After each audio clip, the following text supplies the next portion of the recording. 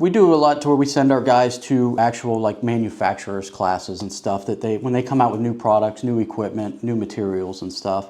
But every Wednesday I do probably about a 30 to 45 minute class on a given topic, and usually it's picked from what issues we're having in the field, where my guys are lacking or struggling or not understanding. So you know, I pull together. There's an arsenal of information on the internet that I use for tools and stuff.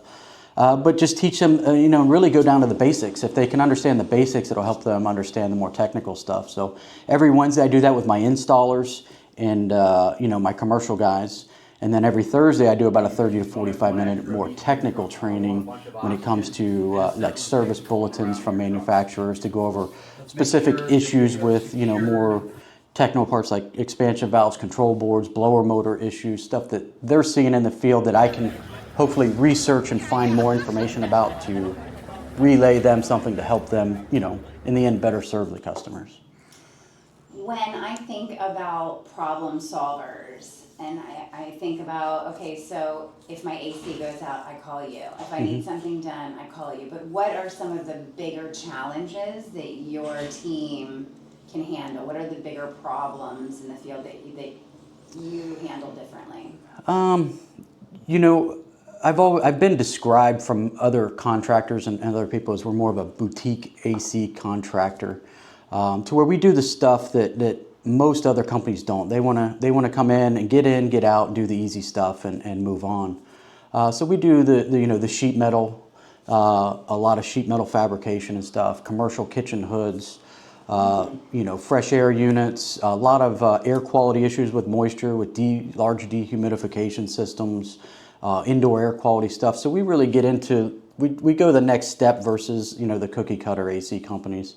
And, you know, look at the building structure, the envelopes and stuff to see why the problem's occurring. And like I try to train my guys and instill in their head, you know, look for the problem, not, you know, the symptoms. Don't get sidetracked with that. You know, don't band-aid the symptom. Let's go after the problem.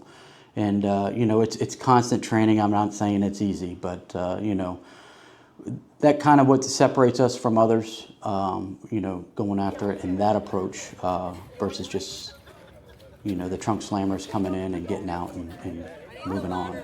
And there's a lot of those out there. There's a lot in the area that have come in. A lot of companies are being bought out. I feel sometimes that, you know, the structure, the legacy of a business matters, especially when you're talking about HVAC and all of the components around that, because you do, when you have the larger corporations, you do have bottom lines and you do have sales numbers, as we all do in business. Right, yeah. But there is a difference in what you're doing versus the companies that are coming in, and not to say anything bad about them, but they're different. They're very different. Yeah, the newer companies we're seeing, you know, they're a large corporate structure. They're owned by mostly private equity type companies, and they just run on a different business plan, a different sales plan, and everything than we do.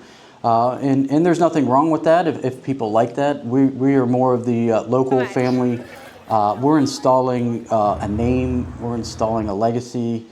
We care, you know, and I'm not saying everything we do is perfect. I mean, we make mistakes, but we're there to correct it. We're there to make it right and make sure the customer's satisfied in the end. But you know, it is a changing climate. But you know, we just want to stay true to who we are and what we believe in. And you know, it served us well up to this point. But you know, there is a lot of facets to this industry for customers. That, you know, I think deserves more of a personal approach than a corporate approach, but that's my opinion, and you know, that's the direction we want to go and stay true to. You see your customers at the grocery store.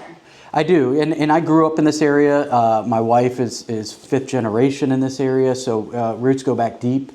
You know, people know who we are. We see friends and stuff that we work with, and you know, at the baseball field, soccer fields with the kids and stuff. So, you know, yeah, I do have to see the community out and about, and you know, I want to do the best by them if they're our customers, and you know, keep it the old school small town that I grew up in, which it's not much anymore, but I still want to treat it that way, you know.